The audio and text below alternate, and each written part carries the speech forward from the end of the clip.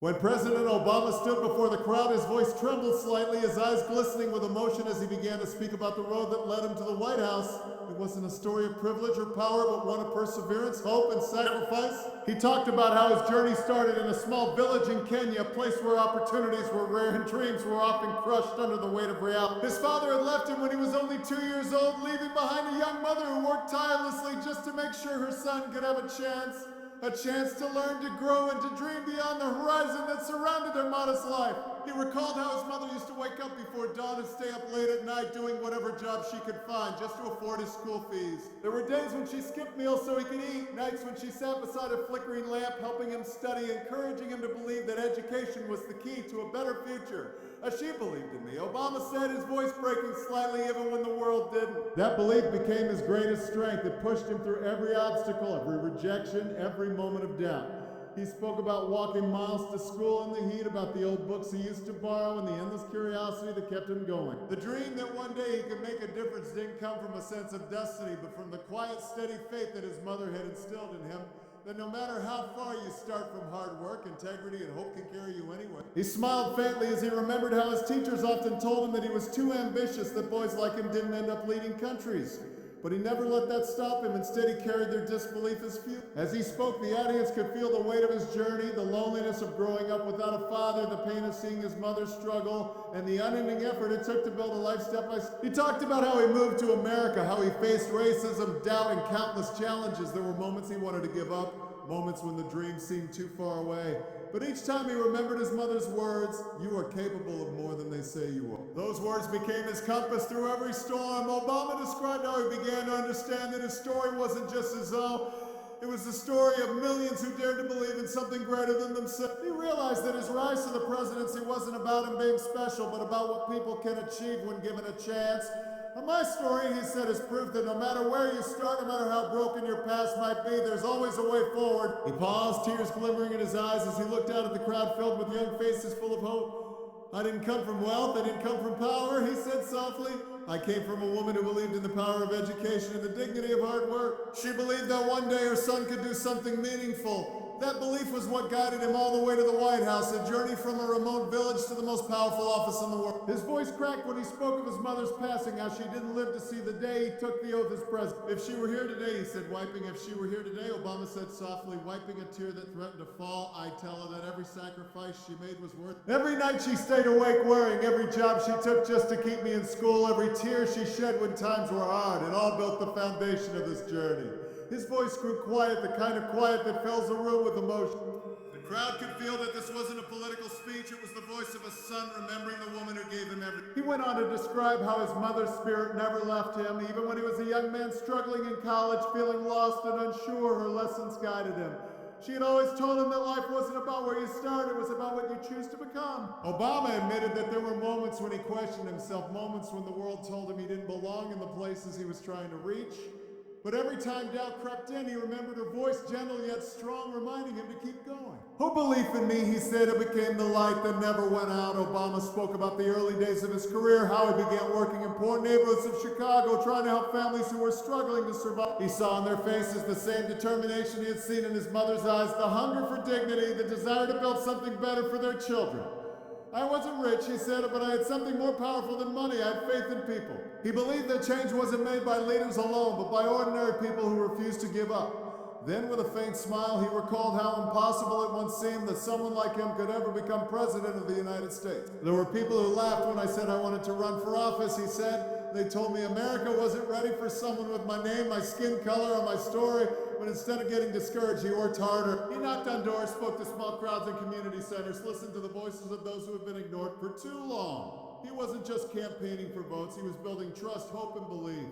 He paused, looking around at the audience, his eyes reflecting both pride and humility. "I didn't come to Washington to be famous," he said. "I came here to serve, to prove that a boy from a faraway village could carry the dreams of millions on his shoulders." The audience erupted in applause, but Obama simply smiled. For him, it wasn't about applause, it was about the message. He reminded everyone that his story was proof that dreams are not defined by geography or wealth. "If a child in a small African village can one day stand in the White House," he said, "then what excuse does anyone have to stop dreaming?" His voice grew stronger, filled with conviction. But the truth is, the world will tell you that your background defines you, but the truth is define you. Your character defines you. Your courage defines you. He spoke about unity, about the power of coming together despite differences. And my father was from Kenya, my mother from Kansas. Two people from different worlds who believed in something bigger than themselves, he said. And that's the story of America. That's the story of humanity. As he neared the end of his speech, Obama took a deep breath, looking at the crowd with warmth and gratitude.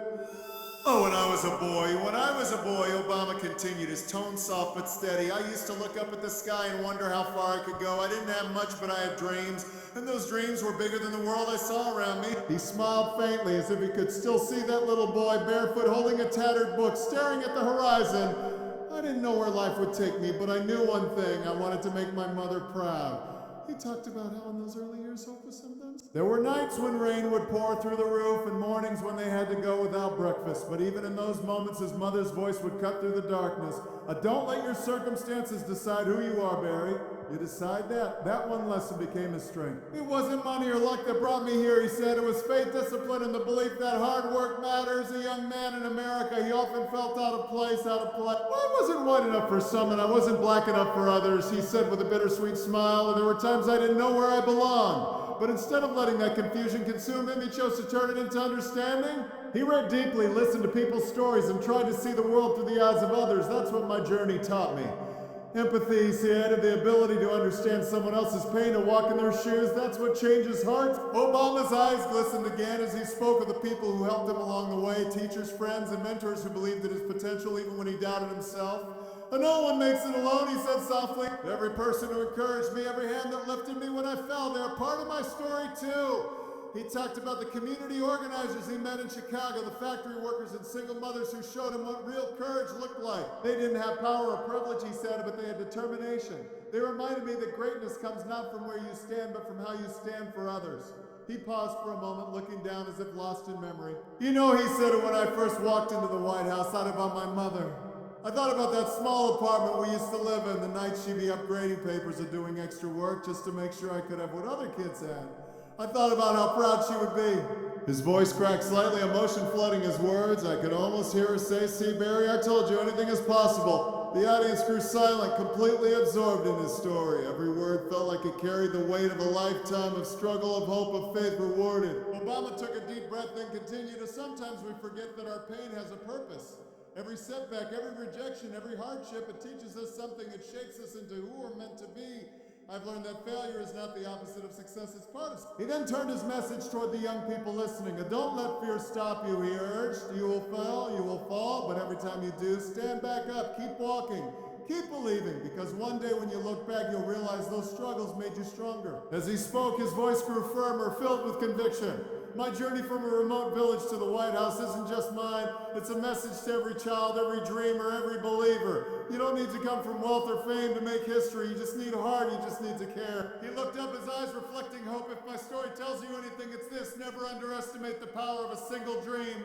Dreams built this nation, dreams change lives. And dreams, no matter how impossible they seem, can carry you from the humblest beginnings to the highest places on earth. The crowd rose to their feet, clapping thunderous. But Obama didn't smile in pride. He smiled in gratitude for his mother, for his past, and for the belief that no journey is too far for a determined heart. As the applause slowly faded, Obama took a moment to collect himself. His gaze drifted upward as though he could see the path he had walked, from dusty roads and classrooms filled with hope to the grand halls of the White House. You know, he began again, his tone calm yet deeply reflective. And when people see me standing here as president, they often see the success, the title, the power. But what they don't see are the endless nights of doubt, the failures, and the sacrifices that built this moment. He paused for a heartbeat, letting those words sink in. There were times when I thought I wouldn't make it. There were moments when everything I dreamed of felt impossible. I remember sitting alone in my apartment, staring at unpaid bills, wondering if I was foolish to believe that a kid like me could make a difference. His voice softened. But every time those thoughts came, I heard my mother's voice again telling me, Barry, dreams only die when you stop working for them. He took a slow breath and smiled faintly. She was right. Life will test you. Not once, not twice, but again and again. It will try to break your will, make you question your worth, but if you keep going, if you hold on to your purpose, even when it hurts, you will rise. Obama spoke about the early days of his career in public service, how he would walk through neighborhoods where children played barefoot in the streets and mothers worked 2 or 3 jobs to keep their families fed. I saw struggle everywhere, he said, but I also saw strength. I saw people who refused to give up, who laughed even when they had little to laugh about. And that reminded me, leadership isn't about standing above others, it's about standing with them. He then turned his thoughts to the meaning of perseverance. When I ran for president, he said, and the odds were stacked against me. People said I was too young, too inexperienced, too different. They said America wasn't ready for a man like me. But I learned that you don't need everyone to believe in you. You just need to believe in yourself enough to start. Well, g'day. He described the campaign days, long hours, sleepless nights, endless travel, and the countless faces he met. There was an old woman in South Carolina who waited in line for hours just to shake my hand, he said, smiling at the memory. She told me I never thought I'd live to see this day. And I realized in that moment my story wasn't just mine, it was hers. It was every person's story who had ever been told they couldn't. His voice began to tremble with emotion. I thought of my father then, the man who left when I was 2. For years I carried anger, confusion, and emptiness because of that, but as I grew older I understood that every absence teaches you something. His leaving taught me how to stand on my own. It taught me how to be the father I never had. The crowd grew still. Sometimes, he said softly, pain becomes your greatest teacher. He went on to speak about love and forgiveness, how the journey had taught him that bitterness closes doors, but compassion opens them. Well, the reason I could walk into the White House without hate in my heart, he said, is because my mother taught me forgiveness. She told me that the world may be unfair, but you must never let that turn your heart cold. Obama's eyes glistened again as he looked toward the crowd. Every time I step into this building, I think of that small Kenyan village. I think of my mother's tired hands. I think of how far we've come. I don't see it as my achievement. I see it as proof of what faith can do. He then looked directly into the camera as though speaking to every child watching around the world. To the young people out there, he said earnestly, I want you to know, you don't need a famous name, you don't need wealth or privilege. You just need to start where you are, use what you have, and never give up, because one day your story might inspire someone else to believe too. His voice grew stronger as he ended, carrying a quiet power. That's what my journey has taught me, that every small act of courage, every step you take forward, even when it's hard, brings light into this world, and maybe, just maybe, that light will lead you all the way home. The hall was silent for a long moment before the applause began again, louder, fuller, not just for a president, but for a man who had reminded everyone that hope, no matter how small, is still the most powerful force on earth. As the applause thundered through the hall, Obama stood quietly, his hand resting on the podium, his eyes glancing down for a moment of reflection. When the sound faded, he lifted his head, his expression calm yet full of warmth and gratitude. You know, he said slowly, sometimes when I think back to where it all began, I can't help but marvel at how life works. It's never a straight path. It twists, it turns, it tests you, but every part of it leads you exactly where you're meant to be. He smiled faintly, the kind of smile that carried both joy and humility. When I first came to America, I didn't have a plan to become president. All I had was a belief that no matter who you are or where you come from, if you work hard and stay true to yourself, something good will come out of it. I believed that change was possible, not because I was special, but because I had seen what love and sacrifice could build. He paused for a moment, his voice softening. My mother never lived to see me sworn in, but I feel her with me every day. I see her in every child who studies under a flickering light, and every parent who gives up their own dreams so their child can have a chance. That's where I find her, in the hope that never dies. His eyes grew misty again, and he took a deep breath to steady himself. Everything I am, he said, I owe to that hope. Then turning his gaze toward the audience, he continued with heartfelt conviction. We all carry stories like mine. Some are louder, some are quiet, but all of them matter. Maybe your struggle isn't about poverty, maybe it's about self-doubt or pain or loss, but whatever it is, don't run from it, face it. Because sometimes the very thing that tries to break you is the thing that builds your strength. He looked around the room, connecting with people's eyes, making his words feel personal. I learned that true success isn't measured by how much power you gain or how high you climb. It's measured by how many lives you touch along the way. I didn't come to the White House to live behind walls. I came here to open doors, and if my story opens even one door for someone else, then it's all been worth it. The crowd remained still hanging on every word. Obama's voice grew gentle again as he said, oh, I want every young person listening to me tonight to remember, you are never too small to dream big. You are never too broken to rebuild. And you are never too late to begin again. He smiled as he continued, and from a small village in Kenya to the steps of the White House, my journey was never about the destination. It was about the lessons along the way. The lesson that courage is stronger than fear, that kindness is more powerful than hate, that hope, even when it flickers, can light the darkest night. He then lifted his eyes, his voice gaining strength once more. So wherever you are, whatever your dream may be, hold it close, nurture it, protect it. Because one day that dream might change not only your life, but the lives of millions. And when that day comes, remember those who believed in you when no one else did. He took a deep breath and smiled one last time, his tone tender yet firm, as though he were closing a personal chapter. My story began with a mother's love, a father's absence, a child's determination to prove that anything is possible. And it ends with this message to you: never stop believing in the power of your story, never stop believing in the goodness of people, and never stop believing that, hope fragile it seems, will always rise again. The hall erupted with applause once more, but Obama simply bowed his head slightly, his heart full. It was not the applause he cherished, but the understanding that his words, born from pain, faith, and perseverance, might ignite a spark in someone else. As he stepped back from the podium, the lights dimmed slightly, and his final words lingered in the air like a soft promise that dreams don't belong to the rich or the powerful, they belong to those who refuse to give up. I'm living proof that no matter where you begin, you can still reach the stars if you just keep walking toward the light. And with that, he walked off the stage, leaving behind not just a speech, but a legacy. A reminder that hope, when carried with courage, can take you from the smallest village to the highest house in the world. As Obama slowly walked away from the podium, the crowd still stood clapping and cheering, but he paused one last time and turned back with a gentle smile. The applause softened as everyone waited, knowing he had one more thing to say, something from the heart. He stepped closer to the microphone and said softly, I've often been asked what it feels like to sit in the Oval Office, to have that power, that responsibility. And every time I walk into that room, I think of where I came from. I think of that young boy sitting on the floor reading by candlelight. I think of my mother, tired but hopeful, believing that her son could do something great one day. And in that moment, I realized power is not about position, it's about purpose. He smiled and looked out into the audience, his voice steady but filled with emotion. I didn't reach this place because I was born lucky. I reached it because I refused to stop moving forward, even when the road was hard, and that's what I want for all of you, to keep moving forward. You don't have to be perfect, you don't have to have it all figured out, you just have to believe that your effort matters.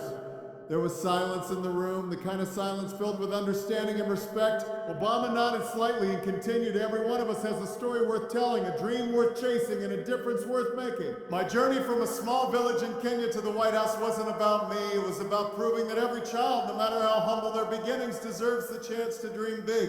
His tone grew softer, almost like a whisper. Oh, so when you face doubt, when you feel like giving up, remember this moment, remember that even the smallest spark of hope can light your way.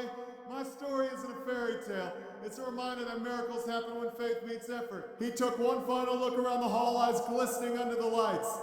I stand here today not as someone who conquered the world, but as someone who never stopped believing in its goodness. And if I can do that, if a boy from a forgotten village can stand before you as president, anything that holds you back, and with a gentle smile and a heartfelt pause, he said his final words, closing the chapter with grace. Hold on to your dreams, cherish your struggles, believe in the power within you, because one day your story, just like mine, might inspire the world to hope again. And with that, President Obama stepped down from the stage, the crowd rising once more in thunderous applause. Not just for a leader, but for a man whose journey had become a living testament to the power of hope, love, and perseverance.